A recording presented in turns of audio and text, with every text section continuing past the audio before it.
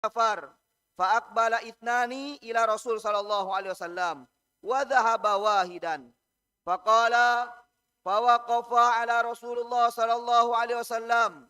Fa amma ahaduhuma fara'a furjatan fi halaqati fajalisu fiha. Wa ammal akhar fajalisu khalfahum.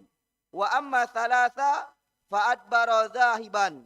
Falamma faragha Rasul sallallahu alaihi wasallam qala ala ukhbirukum an nafari thalatha amma ahaduhum fa'awa ila Allah fa'awahu Allahu wa ammal akhar fastahaya min Allah fastahaya Allahu minhu wa ammal akhar fa'arada fa'arada anillah fa'arada Allah anhu. Di sini dijelaskan berkata Abi Waqid Al-Laythi, sesungguhnya Rasul sallallahu alaihi wasallam pernah duduk dengan sahabat-sahabat beliau. Dan datang tiga orang kepada majelis Rasul sallallahu alaihi wasallam. Kemudian ada tempat yang kosong. Si kok masuk ke tempat itu, duonya berlari. Yang sikoknya duduk di ujung situ, yang sikoknya lagi berlari nian. Jadi cak kita ni lah. Misalkan ini majelis Nabi. Pas jalan di majelis ini, ada tiga wong yang datang. Yang pertama datang, dia nyingok, sop ada tak yang kosong di sini. Rupanya ada, dia duduk bersama barisan sahabat Nabi besar Muhammadin sallallahu alaihi wasallam. Yang kedua, dia duduk agak belakangan karena malu. Yang ketiga, dia berlari nian dari majelis. Kata Nabi, maukah engkau kutunjukkan? Setelah selesai majelis tersebut, wong tiga nilang berlari. Setelah itu Nabi Muhammad SAW ngomong, Alla ukhbirukum anin nafari salatah. Maukah engkau kutunjukkan tiga wong tadi? Kata Nabi SAW, yang siko itu yang bersama kita, yang duduk dengan kita, itu adalah orang-orang yang minta perlindungan Allah. Maka Allah Subhanahu wa taala pasti melindunginya. Yang wong yang kedua duduk malu-malu. Bucu sana dia duduk.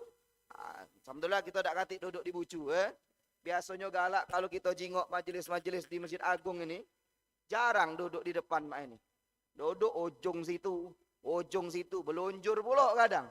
Sambil tidur pula kadang kan. Nah, mungkin hadirin yang dimuliakan oleh Allah Subhanahu wa taala, di sini yang kedua itu wong yang malu-malu, yang dia jauh dari majelis. Maka Allah malu ngasih dia pertolongan, perlindungan. Yang ketiga wong yang enggannya keluar dari majelis Nabi. Maka Allah pun enggan ngasih dia perlindungan.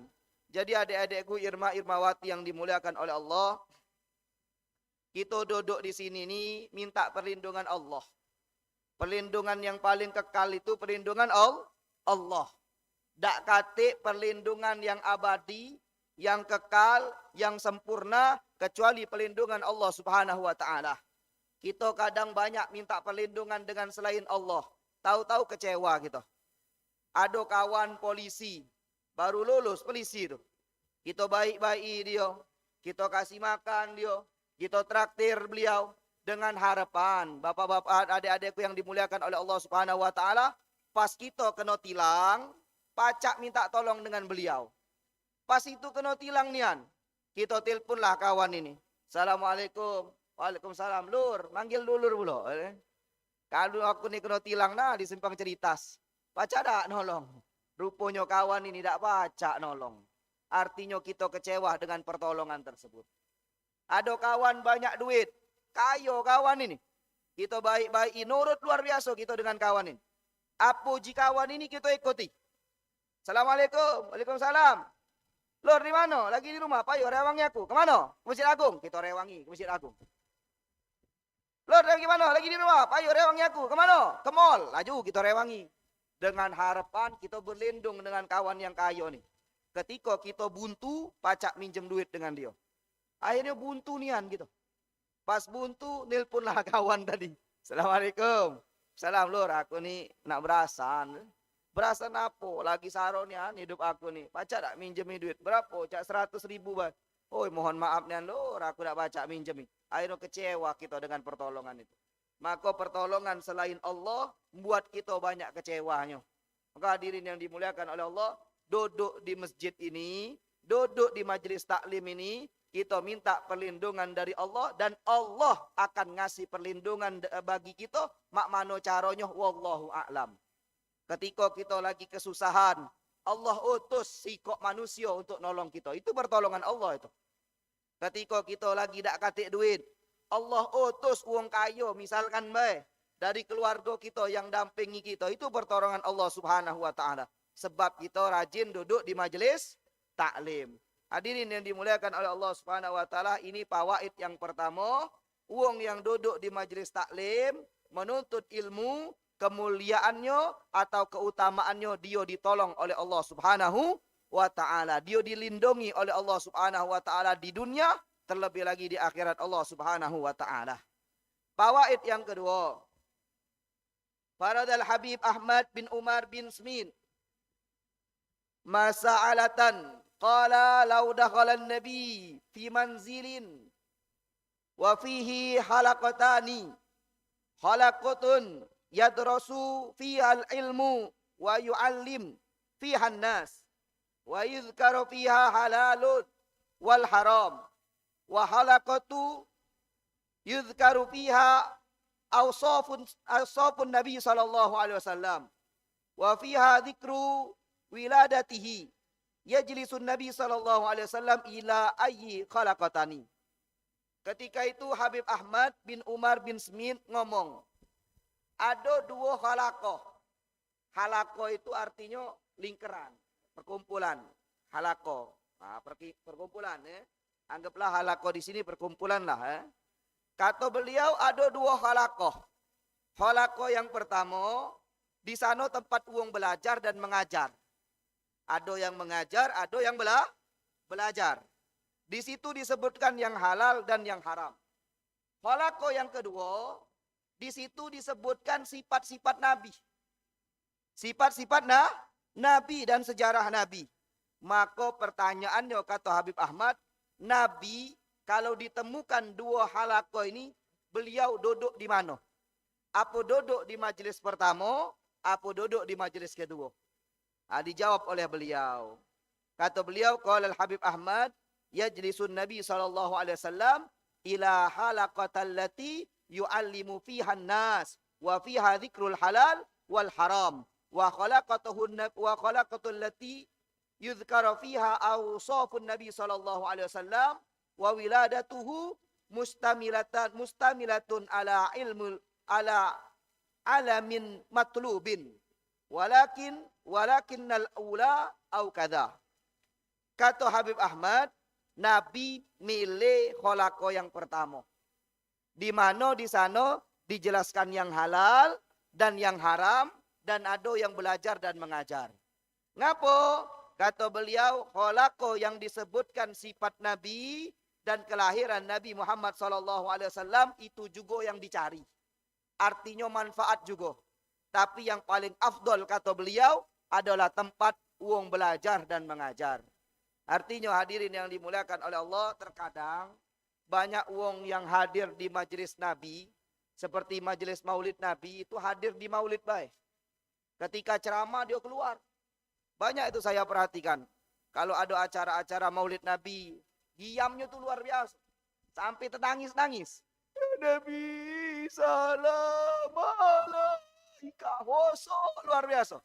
Sudah selesai dia keluar. Uang ceramah tidak didengar kayaknya. Nah maka kata beliau, Nabi pasti milih kholako yang pertama. Kholako tempat di mana ada orang belajar dan mengajar. Meskipun sifat Nabi dan kelahiran Nabi itu disebutkan juga afdol. Itu juga yang kita cari. Artinya adik-adikku irma waktu yang dimuliakan oleh Allah Subhanahu wa taala, jangan sampai kita meninggalkan majelis ilmu. Tapi alhamdulillah di Palembang ini setiap ada rotib haddad, rotib atos, maulid Nabi dan lain sebagainya, majelis-majelis, pasti di belakang-belakangnya disebutkan ilmu Allah Subhanahu wa taala. Ada baik kajian tasawuf atau kajian tauhid atau kajian fikih. Hadirin yang dimuliakan oleh Allah, selanjutnya kita baca fawaid yang ketiga di dalam kitab Fawaidul Mukhtarah. An-Nabi sallallahu alaihi wasallam asyaddu faraha birijalin yahfazu zubat mitlan min rijalin yahfazu maulid. Dikatakan bahwa Nabi lebih senang seorang pemuda cak kalian ini hafal kitab zubat dibandingkan hafal kitab maulid. Ngapa? Alasannya an Abdullah ibni Mas'ud radhiyallahu an Abdullah ibni Umar Amru radhiyallahu anhuma anna Rasul sallallahu alaihi wasallam dakhala al-masjid fara'a majlisaini ahadun majlisaini yad'ullah wa yarghabuna ilaihi wa akharu yata'allamuna al-fiqh wa yu'allimuna faqala Rasul sallallahu alaihi wasallam kilal majlisaini 'alal khair ahaduhuma afdalu min akhar amma haula fayad'una Allah wa yarghabuna ilaihim insya'a a'tahum wa insya'a mana'ahum wa amma haula fayata'allamuna wa yu'allimuna al-jahil wa innama bu'ithu mu'alliman wa haula afdal. Kata Nabi, tak kala Nabi masuk ke masjid, Nabi jengok dua majlis. Majlis yang pertama orang yang berdoa dan sungguh-sungguh dalam doanya. Majlis yang kedua ada orang yang belajar fikih. Fikih itu ilmu syariat Allah. Antara halal, haram, makruh, mubah. Ini masuk ke ranah fikih. Maka Nabi Muhammad SAW ngomong, kata beliau SAW, kilal majlisaini alal khair. Dua-dua majlis ini dalam keadaan baik kalau. Majlis yang pertama wong yang berdoa dan sungguh-sungguh, maka dengan kehendak Allah dia dikabulkan doanya, atau dengan kehendak Allah ditahan dulu doanya. Maka majlis yang kedua ada orang yang belajar dan mengajar orang yang jahil, orang yang bodoh. Kata Nabi, wa innama bu'ithu mu'alliman. Aku diutus oleh Allah untuk menjadi muallim, pengajar. Wa haula afdal, dan majlis yang kedua ni afdal. Maka hadirin yang dimuliakan oleh Allah, majlis kita ni dikatakan oleh Nabi majlis yang afdal, majlis yang berkah, majlis yang utama. Selanjutnya hadirin yang dimuliakan oleh Allah, kita baca fawaid yang selanjutnya. Qala al-Ka'ab al-ahbar rahimallahu ta'ala, law anna thawabal majlisi ilmi badalin nas laqtatalu alaihi hatta yatsruka kullu dhi imaratin imaratahu wa kullu dhi suqin suqahu. Dikatakan Ka'ab rahimallahu ta'ala, kalaulah pahala majlis ilmu ini ditampakkan kepada manusia. Jadi kita duduk di majlis ilmu ini, ditampakkan pahala yang diturunkan oleh Allah dengan kita. Maka kata beliau, niscaya manusia akan berbunuh-bunuhan untuk hadir di majlis ini. Dan uang yang punya pangkat, ninggalkan pangkatnya. Presiden, ninggalkan jabatannya untuk hadir di majlis kita ini. Gubernur, ninggalkan jabatannya untuk hadir di majelis kita ni. Polisi lalu lintas, ninggalkan gawiannya untuk hadir di majelis kita ni. Apalagi tentera yang lagi bertugas, ninggalkan tugasnya demi hadir di majelis ilmu ini. Ngapa? Karena Allah tampakkan thawab, pahala menuntut ilmu atau duduk di majelis ilmu ini. Tapi Allah tidak tampakkan. Maka yang duduk di majlis ilmu ini orang-orang terpilih baik. Yang tidak terpilih tidak bakalan dipilih oleh Allah Subhanahu wa taala. Maka adik-adikku Irma-Irmawati, bersyukurlah kita duduk di majlis ilmu ini. Bahkan wong yang duduk di majlis ilmu ini selama dia di sini itu dinaungi oleh malaikat Allah Subhanahu wa taala.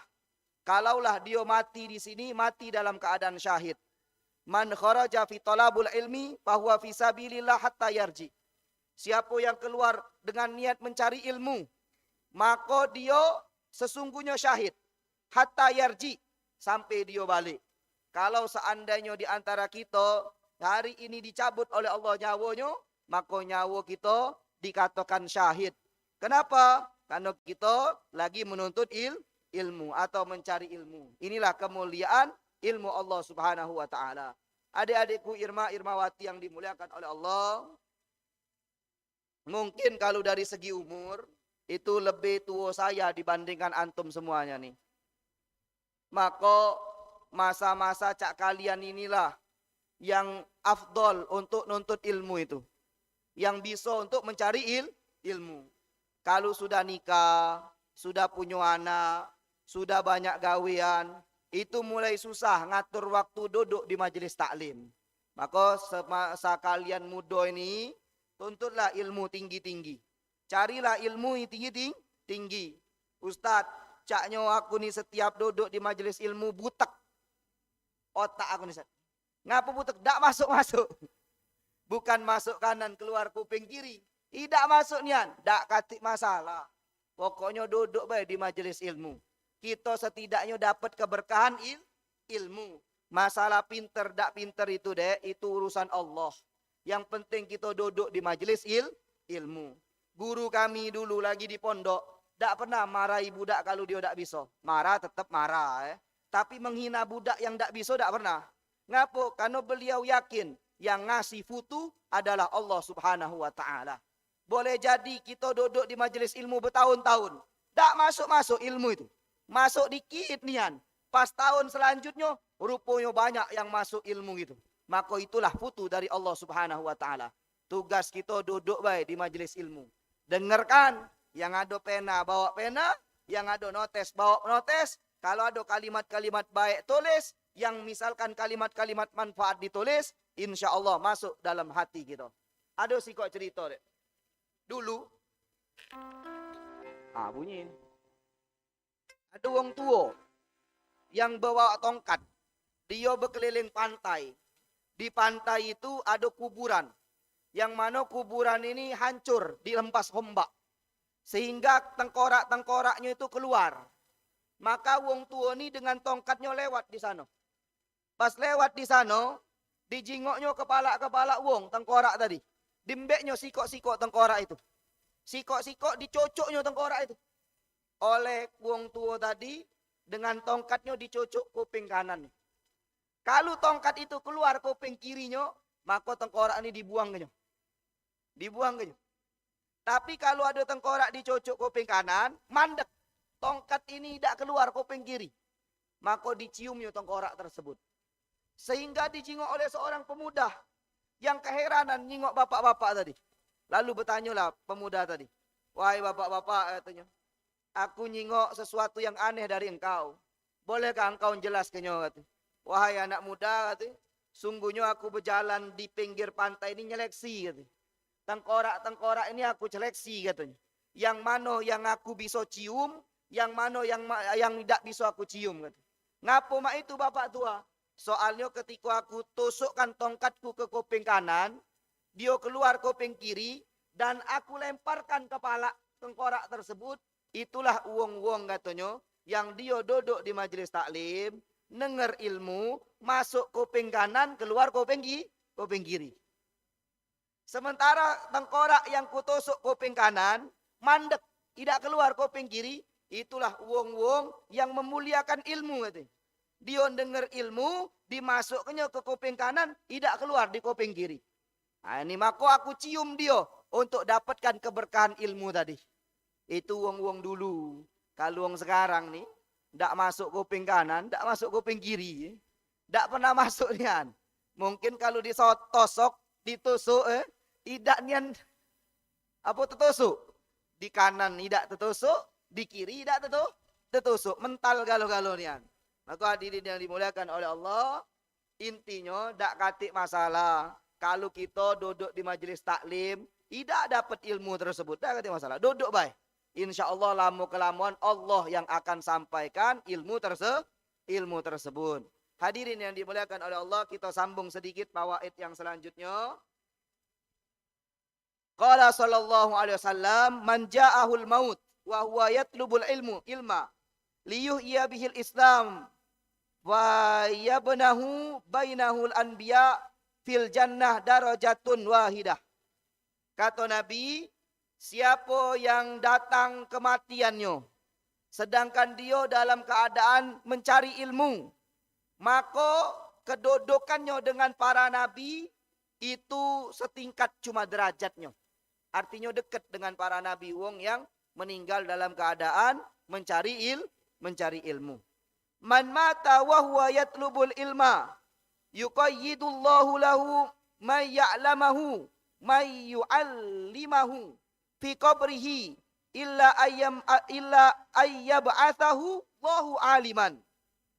Dikatakan, siapa yang mati dalam keadaan mencari ilmu, maka Allah akan mendatangkan seorang guru di dalam kuburnya, dan dia dibangkitkan oleh Allah dalam keadaan wong alim. Seandainya di antara kita nih mati sekarang, kita dikubur, di dalam kubur Allah datangkan seseorang. Wallahu a'lam siapa yang didatangkan oleh Allah. Apa malaikat, apa makhluk yang lain. Allahu a'lam. Yang jelas Allah datangkan seseorang yang ngajari kita dalam kubur. Jadi wong yang meninggal dalam keadaan nuntut ilmu itu, dia dikubur pacak belajar.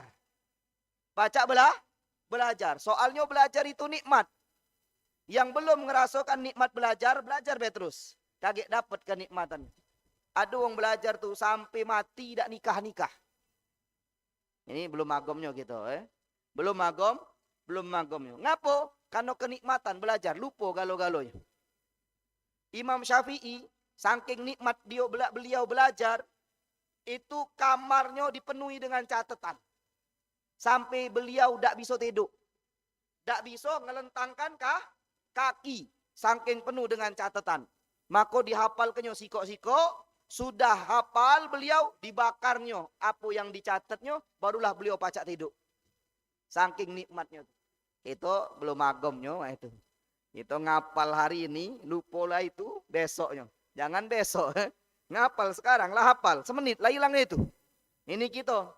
Tapi kalau Imam Syafi'i, beliau dalam kisahnya tuh ngapal ini ditutup. Sebelah kanan tutup. Sebelah kiri ngapal. Sebelah kanan dihafal. Sebelah kiri tutup. Nah itulah Imam Syafi'i. Saking beliau cepat ngapal. Kalau beliau berjalan, nutup kuping kadang. Ngapo omongan wong itu hafal kalau beliau. Umur 7 tahun hafal Quran. Kita umur 7 tahun masih main ekar. Main layangan. Ingusan bulu. Umbelan. Imam Syafi'i umur 15 tahun lah pacak ngasih fatwa. Kalau dalam riwayat itu tidak salah umur 12 tahun beliau pacak ngasih fatwa. Ana dulu sempat tidak yakin. Imam Syafi'i itu umur 7 tahun hafal Quran. Ana sempat tidak yakin. Ngapo? Karena ana ngukur diri saya. Diri saya umur 7 tahun. Ad-Duha itu tidak hafal. Al-Falak apalagi. Al-Kafirun terbalik-balik. Umur 7 tahun. Imam Syafi'i hafal Quran. Maka awalnya anak tidak yakin. Pas jingok RCTI, ada namanya Musa. Musa yang pelat masih ngomongnya tuh yang ngomong Bangka. 5 tahun, hafal Quran 30 juz. Maka anak berkeyakinan, wajar Imam Syafi'i hafal 7 tahun. Beliau wong Arab, sementara Musa wong Bangka, hafal 5 tahun 30 juz. Imam Syafi'i 7 tahun hafal 30 juz. Bahkan dalam kisah Imam Syafi'i itu guru beliau ngomong mak ini dengan beliau. Syafi'i, pala akulah pening. Seluruh ilmuku telah tuang ke galau dengan kau. Dan kau tahu galau sudah. Maka aku tidak sanggup lagi ngajari kau. Sekarang carilah ilmu, pergi ke Baghdad jauh-jauh. Ini Imam Syafi'i. Kalau gitu, mentak pala ngajari kau ini. Tidak masuk-masuk. Ini kita.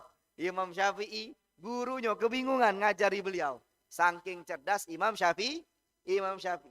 Ketika izin dengan maknya, wahai ibuku, guruku sakit kepala ngajari aku. Tidak katik lagi pembahasan gitu. Maka aku disuruh untuk belajar ke guru yang lain. Imam Malik atau siapa, wallahu a'lam. Maka aku minta izin dengan ibu. Jauh perjalanan ini. Kata ibu Imam Syafi'i, ya Syafi'i, ku izinkan kau. kita bertemu di surga kaget. Kita bertemu di akhirat. Itulah dedean ibu Imam Syafi'i. Kalau Imam Syafi'i belajar didukung nian, ketemu di akhirat. Meskipun pada akhirnya dalam kisah itu Imam Syafi'i pun ditemukan dengan ibunya. Karena ada murid Imam Syafi'i itu yang haji. Pas haji muridnya ngomong qolal Syafi'i, qolal Syafi'i, qolal Syafi'i. Ibu Imam Syafi'i ngomong siapa nian Syafi'i itu katanya. Muhammad bin Idris Asy-Syafi'i. Itulah anak aku katanya. Omongkan kalau kau balik ke sana, omongkan dengan Syafi'i. Baliklah ke Mekah katanya. Baliklah ke tanah haram ini. Pas balik dia omongkannya, wahai Imam Syafi'i, aku ketemu dengan ibumu.